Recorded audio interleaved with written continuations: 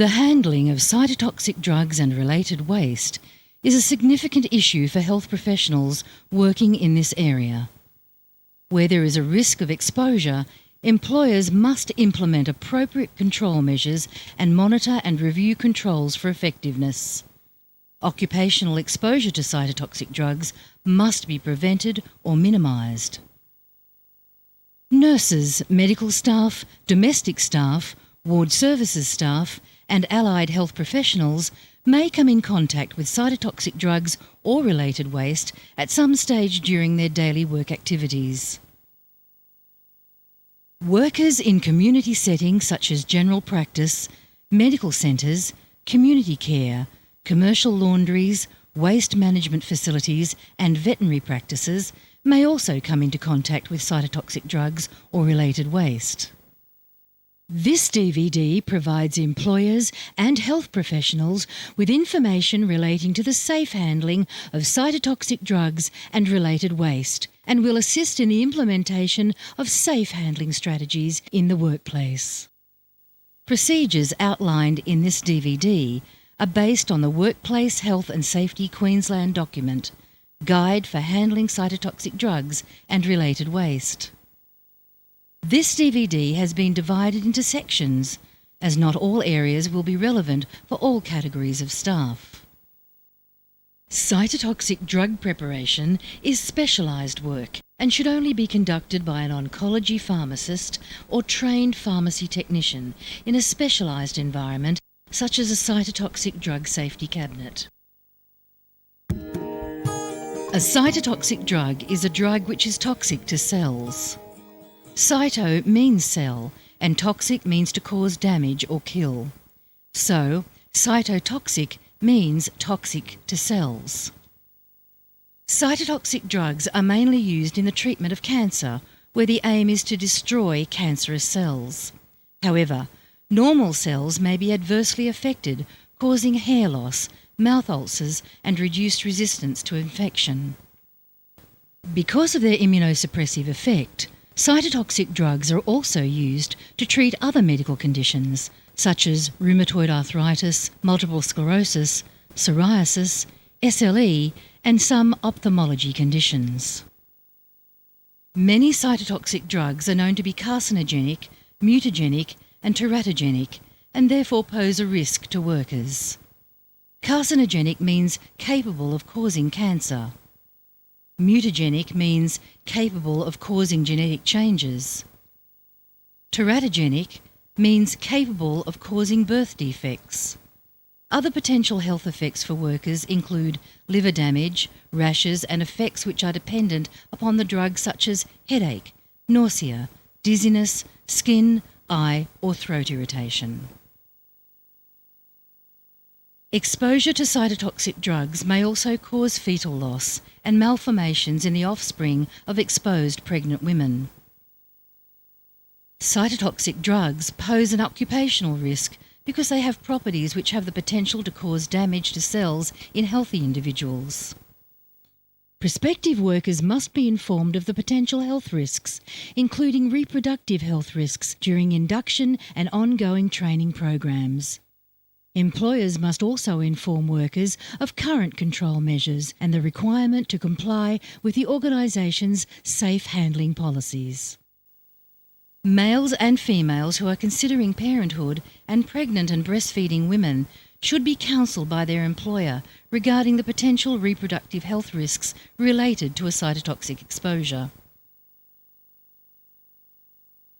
Although engineering controls, safe work practices and the use of personal protective equipment, PPE, minimise the risk of exposure, workers who are planning pregnancy, pregnant or breastfeeding should be provided with the option of not working in areas where cytotoxic drugs are used.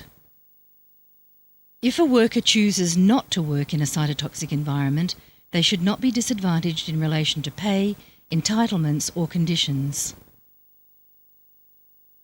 Health surveillance is the monitoring of a worker and includes biological monitoring and medical assessment to identify changes in health because of exposure to hazardous substances.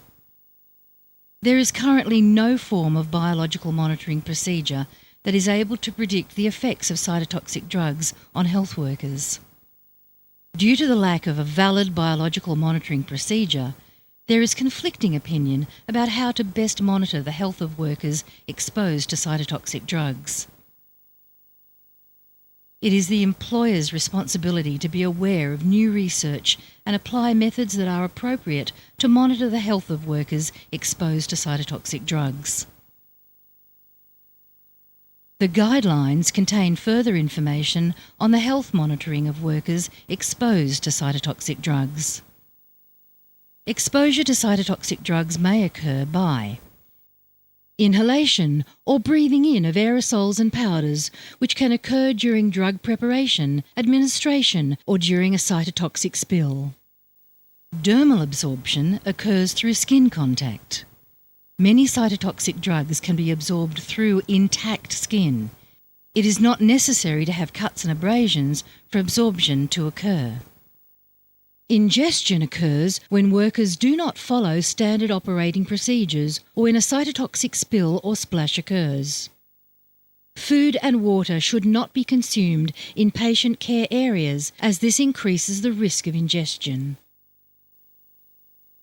Mucosal absorption is when cytotoxic drugs come in contact with the mucous membranes of the eyes, mouth or nose. This may occur in the event of a splash, and where appropriate PPE, such as respiratory protection and protective eyewear, is not being worn. Percutaneous injury is most often related to needle stick injuries from equipment used to administer cytotoxic drugs. To prevent or manage the risk of exposure, appropriate control measures must be identified and implemented. Control measures should follow the risk management process. Risk management is a 5-step process for controlling exposure to health and safety risks associated with hazards in the workplace. The 5 steps of the risk management process are identifying the hazards, assessing the risks that result due to the hazards, deciding on control measures, implementing control measures, and monitoring and reviewing effectiveness of measures. It's the responsibility of the employer to ensure that the risk management process is undertaken in consultation with workers. Depending on the size of the facility, the process should be conducted by the workplace health and safety officer, the employer, or a person in a management position.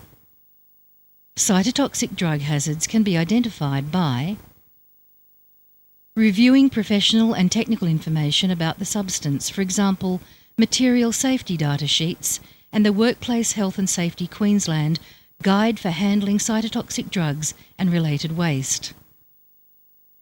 Consultation with workers and workplace health and safety representatives to identify activities and tasks where workers may be at risk of exposure to cytotoxic drugs. Conducting a walk-through survey to identify locations, tasks and activities where cytotoxic drug hazards exist. Identifying locations where cytotoxic drug hazards may exist, such as the pharmacy department, patient care areas, waste disposal areas, laundry and stores. Identifying high-risk activities and tasks, such as drug preparation, administration, patient care activities, and waste and laundry management. The second step in the risk management process is to assess the risk associated with the cytotoxic drug hazard. The guidelines provide information on how to assess, rate, and prioritise risks. If the risk assessment shows that workers may be exposed to cytotoxic drugs, the employer must prevent or reduce the exposure to as low a level as practicable. This is done by implementing appropriate control measures and monitoring and reviewing controls for their effectiveness. The third step in the risk management process is deciding on control measures. Control measures are usually implemented in a priority order. Eliminate the hazard. In the case of cytotoxic drugs, it may not be possible to eliminate the hazard. However, it may be possible to eliminate a dangerous work practice, such as preparing cytotoxic drugs outside a cytotoxic drug safety cabinet. Substituting the cytotoxic drug with a less hazardous drug may also not be possible. However, it may be possible to substitute a hazardous work process with a less hazardous one, such as the use of a needleless system to administer the cytotoxic drugs. Isolation techniques are barriers to prevent exposure, for example, a pharmaceutical isolator. Engineering controls is the use of technology to isolate or remove the hazard, such as the use of a cytotoxic drug safety cabinet for drug preparation. Administrative controls are work practices that assist people to work in safer ways. Important administrative controls include standard operating procedures or SOPs, education and training, cytotoxic signs and labels. SOPs are written procedures to be used in the workplace to ensure that cytotoxic drugs and related waste are managed effectively. It's essential for all workplaces dealing with cytotoxic drugs and related waste to have SOPs. There's a full list of SOPs in the appendices of the guide. The Workplace Health and Safety Regulation requires that employers provide induction and ongoing training for workers who may be exposed to a hazardous substance. Training must relate to the level of risk identified in a risk assessment and the workers who may be exposed to the substance. Workers requiring training might include nurses, pharmacy staff, cleaning staff, maintenance staff, and transport staff. The guidelines contain suggested training modules for all workers involved with cytotoxic drugs and related waste. The final administrative control, cytotoxic signs and labels, will be discussed in a separate section of this DVD. PPE is an important control measure in minimising exposure to cytotoxic agents. Considerations with regard to the principles of PPE will be discussed in the PPE section of this DVD. The fourth step of the risk management process is implementing control measures. Implementation involves development of work procedures, communication to workers, training, supervision and maintenance. The final step of the risk management process is monitoring and reviewing the effectiveness of measures. This involves a regular examination of control measures to ensure their continuing effectiveness. Cytotoxic signs and labels are an important administrative control. Cytotoxic drugs must be clearly labelled so that workers can take appropriate precautions to manage their risk of exposure. Cytotoxic contaminated laundry and waste must also be appropriately labelled and storage areas clearly signed. The Environmental Protection Agency requires cytotoxic bags and containers to be purple, have a white label with a symbol of a cell in telophase, and be labelled as cytotoxic waste. There are a number of legal obligations related to the identification of cytotoxic drugs in the form of signs and labels. The regulation requires that containers of cytotoxic drugs supplied to or used in a workplace must have a label that states the drug's generic name, chemical name, and the risk and safety phrases of the substance. The colour purple indicates the presence of cytotoxic substances and should be used when printing signs, labels or warning stickers. The symbol of a cell in late telophase is also used to identify cytotoxic items. A purple label with the word cytotoxic may also be used. To avoid accidental administration of cytotoxic drugs by the incorrect route, the following recommendations have been made by the Australian Council for Safety and Quality in Healthcare. Cytotoxic drugs that are to be administered by the intrathecal route should be labelled with a prominent warning label stating for intrathecal use only. All Vinca alkaloids, including external packaging, should be labelled with a prominent warning label stating for intravenous use only, fatal if given by other routes. Cytotoxic drug storage is an important aspect to consider in managing risks.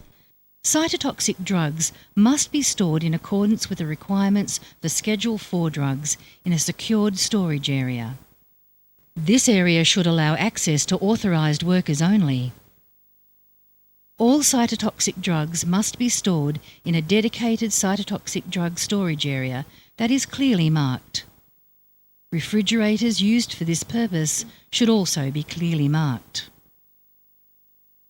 Material safety data sheets for each cytotoxic drug must be kept close to where the drug is being used to allow workers easy reference. The drug supplier has a legal obligation to supply material safety data sheets. Following reconstitution, cytotoxic drugs should be packaged to avoid breakage in transit.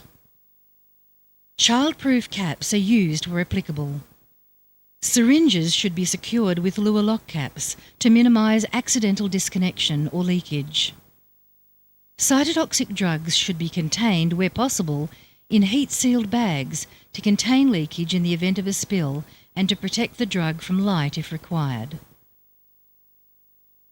To transport drugs from the pharmacy area to the ward area, a hard-walled, durable container should be used. The container should be securely closed and leak-proof.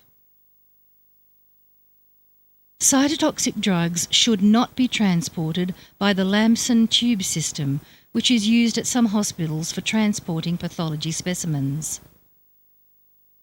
Workers transporting cytotoxic drugs should be trained in the management of a cytotoxic spill. See the Spill Management section of this DVD for information about managing a spill. Personal protective equipment, or PPE, is another control measure. PPE should be correctly chosen, fitted, stored and maintained to ensure protection. Disposable PPE must be disposed of as cytotoxic waste after each use. The guidelines contain a comprehensive section on PPE. The guidelines include PPE worn for specific tasks and how to care for and maintain PPE. Gowns are worn for tasks involving the preparation of cytotoxic drugs and administration of cytotoxic drugs, handling of cytotoxic-related waste, and during cleaning of spills. Gowns should be changed daily or following contamination. Gowns should not be shared, as there is a possibility that the previous wearer may have contaminated the gown. A gown should be made of impermeable material, have a closed front with long sleeves with elastic or knit cuffs. The gown may be disposable or launderable. Shoe covers or overshoes are used in the preparation of cytotoxic drugs, cleaning cytotoxic equipment and cytotoxic spills. They should be made of impervious material similar to gowns and should not slip down. Shoe covers used for cytotoxic spills should have skid-resistant soles and should be launderable. The use of respiratory protective equipment, or RPE, is based on a risk assessment. RPE should be worn during the preparation of cytotoxic drugs, cleaning cytotoxic equipment, and cleaning a cytotoxic spill. A risk assessment may also indicate RPE is required for cytotoxic drug administration and handling patient and cytotoxic waste, including contaminated linen. RPE must comply with relevant Australian or a comparable international standard. Workers must be trained in the correct use of RPE, including fit testing and fit checking. Appropriate procedures for storage and maintenance of reusable RPE should also be developed. Information on fit testing and checks can be found in the Australian standard. Standard surgical masks do not offer sufficient respiratory protection against exposure to cytotoxic liquids, powders or aerosols, and should not be worn as RPE. If a risk assessment conducted in your workplace identifies that there is a risk of exposure to powders, liquid splashes or aerosols, workers should wear both RPE and protective eyewear. Gloves should be worn during cytotoxic drug preparation and drug administration, cleaning of cytotoxic equipment, cleaning cytotoxic spills, and during handling of patient waste and cytotoxic waste, including contaminated linen. It's recommended that 1 pair of purpose-manufactured gloves is worn, or 2 pairs of surgical, powder-free latex gloves. Gloves should be long enough to cover cuffs of the gown. Gloves should be changed according to the manufacturer's recommendation or at 30-minute intervals. Gloves should be changed immediately following contamination or perforation, before every new procedure and after the disposal of cytotoxic waste. If a worker is double gloving, both pairs of gloves must be changed. The use of protective eyewear is based on a risk assessment. Protective eyewear is used if there is a risk of liquid splashes or aerosols. This may include during the preparation and administration of cytotoxic drugs and the handling of cytotoxic waste. Protective eyewear is also worn during the cleaning of cytotoxic equipment and spills. Staff who wear prescription glasses should also use protective eyewear if there is a risk of liquid splashes or aerosols, as prescription glasses alone do not provide adequate protection. Protective eyewear includes goggles or protective glasses with side shields, a transparent full face shield, or a full face respirator. Reusable eyewear should be cleaned with neutral detergent at the end of each shift or when contaminated. If the eyewear is disposable, it should be disposed of as cytotoxic waste. Cytotoxic waste includes any residual cytotoxic drug that remains following patient treatment and any materials or equipment that could be contaminated with cytotoxic drugs. Cytotoxic drugs are mainly excreted by the gastrointestinal and urinary systems. Urine, faeces, vomitus and fluids drained from body cavities may contain unchanged drug or active drug metabolites and should be treated as cytotoxic waste. Because of the different rates of metabolism and excretion of cytotoxic drugs, it's recommended that precautions for handling body wastes are taken for a period of 7 days from the completion of treatment. Workers handling cytotoxic waste should wear a long-sleeved, closed-front, impermeable gown with knitted cuffs, 1 pair of purpose-manufactured gloves or 2 pairs of surgical latex gloves. The use of protective eyewear and RPE is based on a risk assessment. Urinals and bedpans should be cleaned immediately with 1 full cycle in a pan sanitizer before reuse. Patients who are not required to use urinals or bedpans may use normal toilet facilities. The toilets should have 1 full flush after use. Used disposable vomit bowls, nappies, incontinence aids and ostomy bags should be discarded as cytotoxic waste.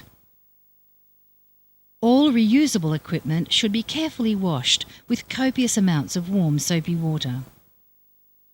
Workers caring for patients who have received cytotoxic drugs should ensure that there is a process for identifying how long safe handling precautions are required. This might be done by documenting the safe handling period in the patient's medical record, labelling all IV lines and IDC bags with a cytotoxic sticker, using purple coloured armbands, purple bed signs or purple symbols, like a butterfly or flower. Cytotoxic waste must be identified and segregated to ensure safe containment and avoid exposure. Non-sharp cytotoxic waste must be double-bagged in approved cytotoxic waste bags and sealed. Cytotoxic sharps must be placed in a purple, rigid-walled, puncture-proof container which meets Australian standards. The lids of these containers should remain on at all times. Once full, lids should be secured by the use of tape. Bagged waste and used sharps containers should be placed directly into a cytotoxic wheelie bin.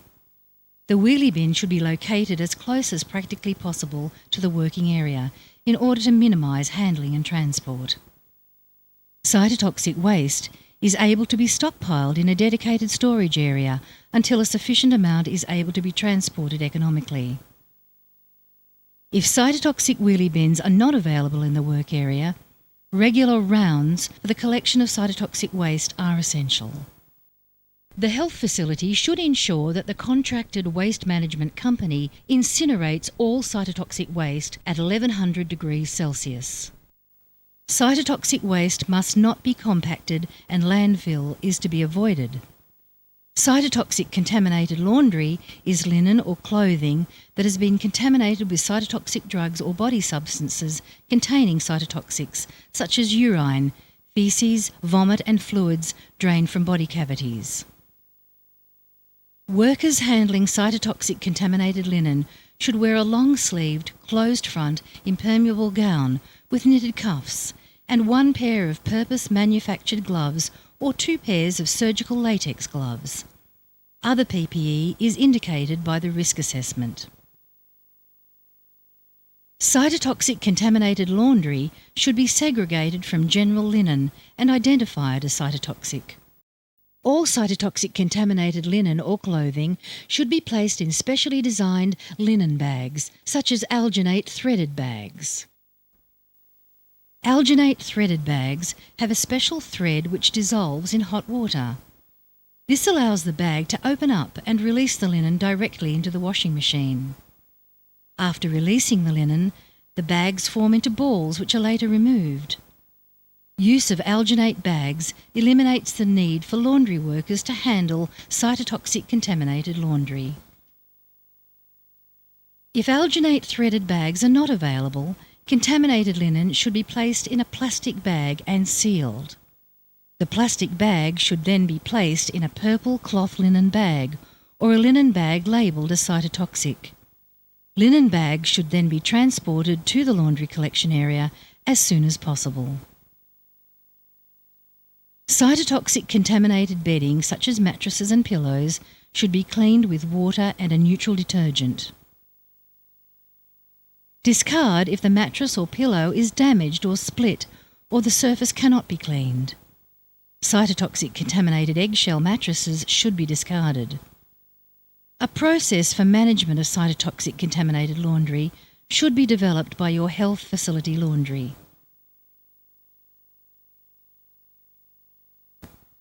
All workers who may be involved with cytotoxic drugs and related waste must be trained in spill management.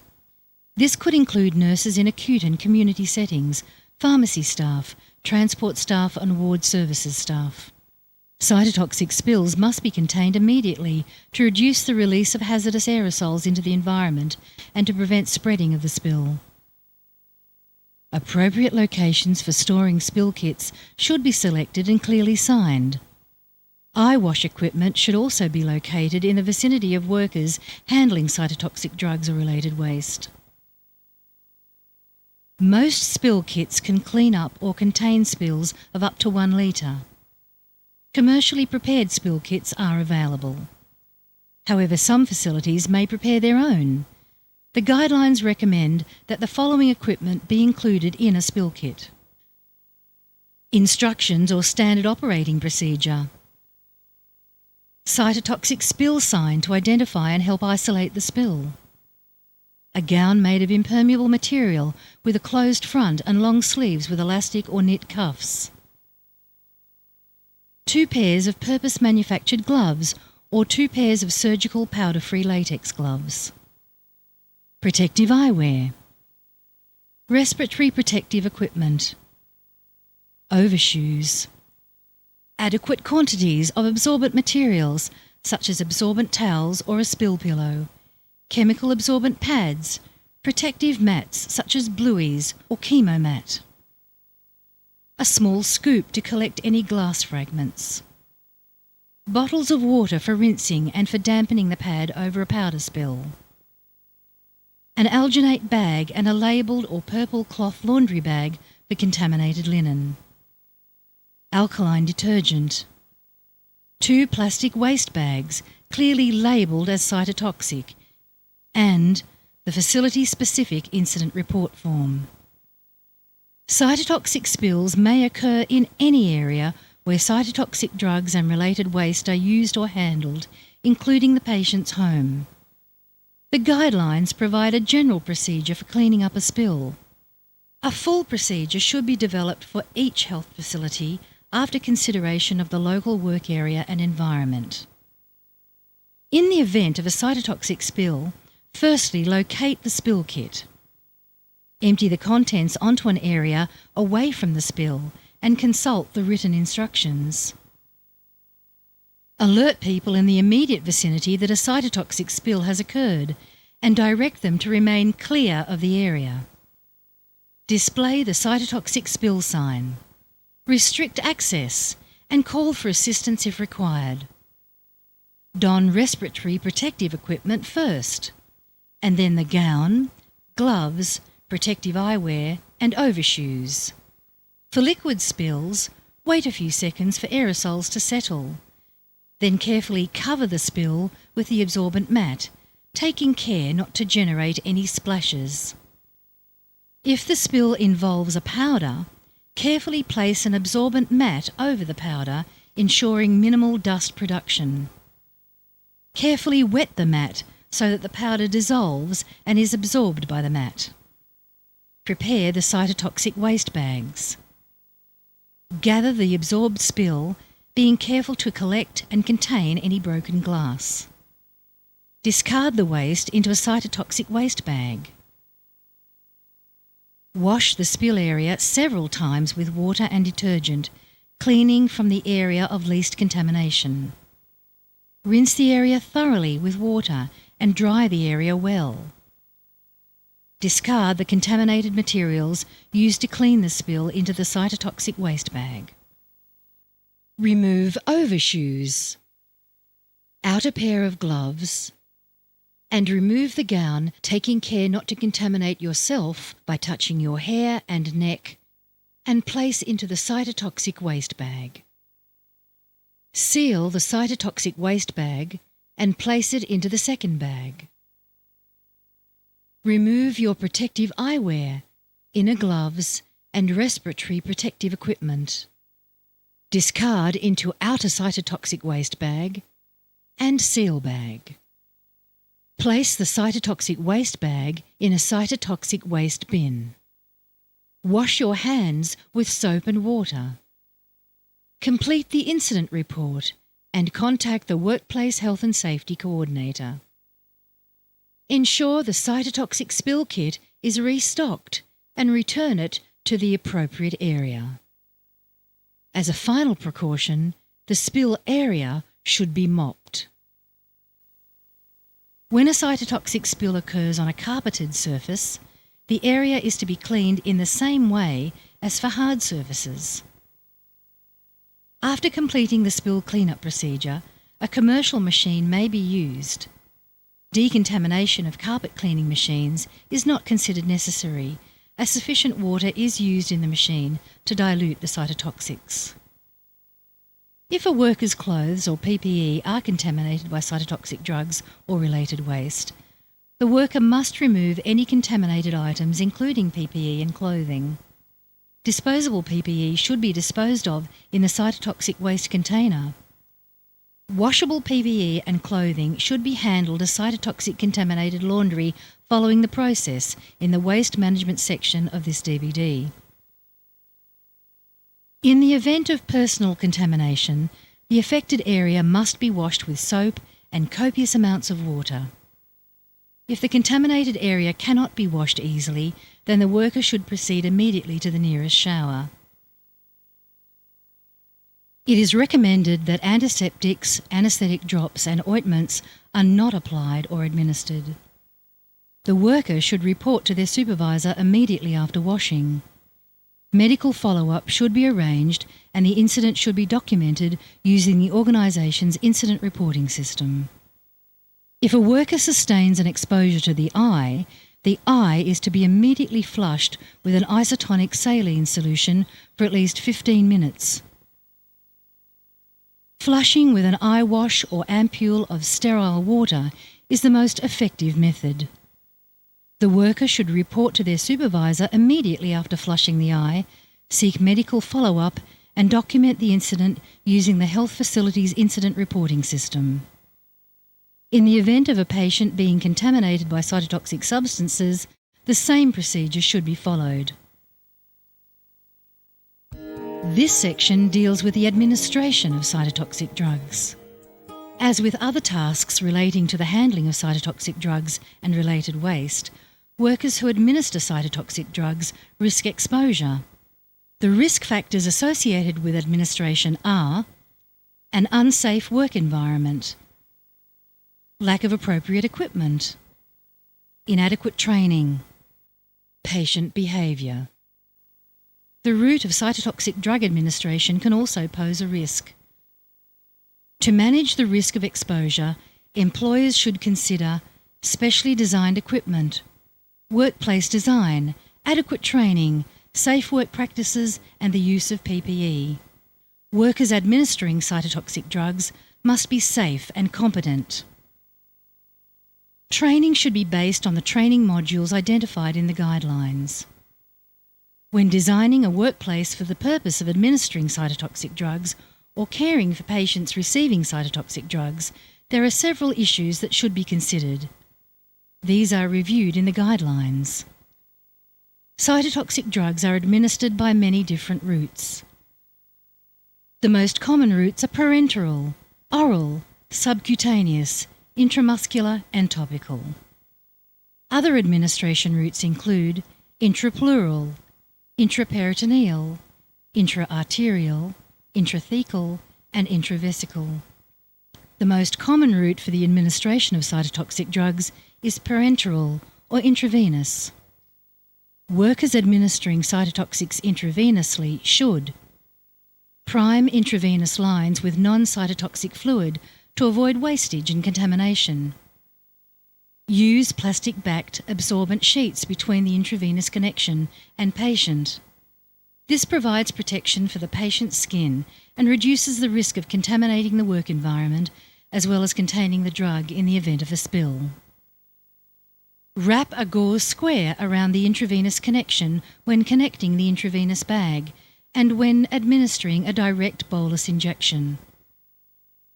Use needleless systems and luer lock fittings to avoid a sharps injury and to minimise the risk of accidental disconnection. Connect intravenous bags at waist level to minimise risk of spillage and contamination. Label intravenous lines with a cytotoxic sticker. When disposing of the intravenous line, sharps should not be removed from the intravenous giving sets. The entire line should be placed into an appropriate cytotoxic waste receptacle. Workers administering cytotoxics by infusion should not expel excess drug or air from the syringe or from the fluid bag. If the drug dose is changed, request a new order and new syringe or fluid bag. Consult the guidelines for further information. Oral cytotoxic drugs can be liquid suspensions, tablets and capsules. Cytotoxic drugs administered by the oral route carry a risk for occupational exposure. As with other cytotoxic drugs, all preparation is conducted by trained personnel in the pharmacy cytotoxic drug safety cabinet. This includes oral cytotoxic drug mixtures, or if the oral cytotoxic drugs need to be crushed or broken to deliver the correct dose. Workers administering cytotoxics by the oral route should avoid direct handling of the cytotoxic drug, transfer tablets or capsules from their original container directly into a disposable medication cup, instruct the patient to take the drug directly from the medication cup without touching the medication. Instruct the patient to swallow the tablet or capsule whole. Discard the contaminated medication cup as cytotoxic waste. Return any damaged tablets or capsules to the pharmacy. When administering cytotoxic drugs by the subcutaneous or intramuscular routes, workers should be alert to the potential for occupational exposure, including cytotoxic contaminated sharps. Specific precautions which relate to the subcutaneous or intramuscular route include use of appropriate equipment to transfer cytotoxic drugs to the patient, ensuring a secure bond between the needle and syringe to avoid leakage of cytotoxics and contamination of the patient, nurse and environment, safe disposal of the sharps into the cytotoxic sharps receptacle. Topical cytotoxic drugs come in the form of ointments, lotions or eye drops. Cytotoxic drugs given topically carry a risk for occupational exposure. Workers administering cytotoxics using the topical route should avoid unnecessary contact, minimise contact with clothing, use a plastic-backed absorbent sheet beneath the administration site, apply cytotoxic ointments or creams using a disposable spatula, dispose of all contaminated items such as gloves, spatula, containers and dressings as cytotoxic waste. Regardless of the route of administration, the following processes should be followed. Ensure that cytotoxic drugs have been prepared in a cytotoxic drug safety cabinet. Alternatively, organise for cytotoxic drugs to be prepared in a single-dose delivery unit by a commercial source, or arrange the supply of cytotoxic drugs from a healthcare facility which has the appropriate equipment and trained personnel. Adhere to the manufacturer's guidelines and consult the material safety data sheets. Wear appropriate PPE. Use an appropriate receptacle to carry and store the cytotoxic drugs. Use portable trolleys to store equipment required to administer cytotoxic drugs and to move between patients. Ensure all cytotoxic drugs are labelled appropriately. Dispose of cytotoxic administration equipment in the appropriate receptacles. Wash your hands after handling cytotoxic drugs. Return unused cytotoxic drugs to the supplier. Ensure that a cytotoxic spill kit is accessible. Patient behaviour, such as unpredictable movements and reflex actions, may increase the difficulty of administering cytotoxic drugs and increase the risk of exposure. The risk management process should identify appropriate control measures for cytotoxic drug administration activities. Most people receive their cytotoxic drugs in a hospital, clinic or medical practice. However, there is an increasing number of people returning home immediately following their treatment. Some patients are also receiving treatment in the community setting. Workers in the community setting face different challenges to workers in healthcare facilities. This is due to the environment being uncontrolled. There may be poor lighting or a small space in which to work. It's important to note cytotoxic drugs should never be prepared in the community setting. Cytotoxic drugs should be prepared by trained pharmacy personnel in an approved facility, such as a cytotoxic drug safety cabinet. The employer in community settings should organise for cytotoxic drugs to be prepared in a single-dose delivery unit by a commercial source, or arrange a supply of cytotoxic drugs from a health care facility which has the appropriate equipment and trained personnel. It is the obligation of the community employer to ensure the health and safety of their workers when they are in clients' homes. The obligation includes compliance with the regulation. A risk assessment must be conducted in each home. Workers must be informed of the referring facility's instructions. A safe work environment must be provided. Appropriate equipment and instructions must be provided. Equipment which may be required in community settings includes PPE, a cytotoxic spill kit. Patients who are being treated at home should be provided with a spill kit by the referring facility. The kit should contain clear instructions for how to manage the spill. Cytotoxic waste receptacles. A cytotoxic waste management plan. The community employer must ensure that workers have adequate training and access to appropriate PPE. Cytotoxic drugs are appropriately packaged and labelled and safe for transport. Written instructions are provided to patients, their carers and the community care service. The pharmacy and referring facility such as a hospital, medical practice or treating doctor has obligations to ensure that the cytotoxic drugs are appropriately packaged and labelled and safe for transport. Ensure facilities and equipment meet recommended standards. Provide written instruction and information to patients and home carers. Cytotoxic contaminated body waste can be safely disposed of into most household toilets, including septic tanks, using one full flush. Septic system maintenance workers should use the same PPE worn for managing biological hazard risks when servicing septic systems used for cytotoxic contaminated waste. Research about the impact of disposal of cytotoxic contaminated body waste into composting and eco-friendly toilet systems is not conclusive. It is unlikely that waterless systems would be able to remove the risks efficiently. If such systems are to be used for the disposal of cytotoxic contaminated body waste, it's recommended that the supplier of the toilet system be contacted for advice. Cytotoxic contaminated linen is linen or clothing that's been contaminated with cytotoxic drugs or body waste, such as urine, faeces, vomit or fluids drained from body cavities. Patients in community settings should use only machine washable items while receiving cytotoxic drugs and for 7 days after. Any contaminated linen should be washed separately and immediately. The guidelines provide a step-by-step process for laundering. If cytotoxic contaminated linen is not able to be washed immediately, it's recommended that they are stored in a sealed plastic bag until they are able to be washed. Small amounts of cytotoxic waste may be disposed of into household bins. This might include empty cytotoxic containers, disposable PPE, materials used to clean up a spill, ostomy bags, disposable nappies and dressings.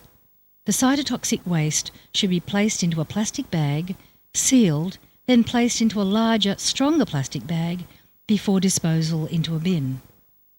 If a large amount of cytotoxic waste is generated in the community, it may be stored in the home using a suitable receptacle.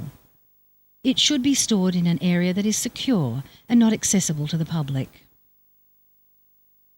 Cytotoxic waste containers can be hired from commercial sources. In some instances, the referring facility may provide receptacles. If cytotoxic waste is to be transported from the community setting, ensure that a cytotoxic spill kit is available.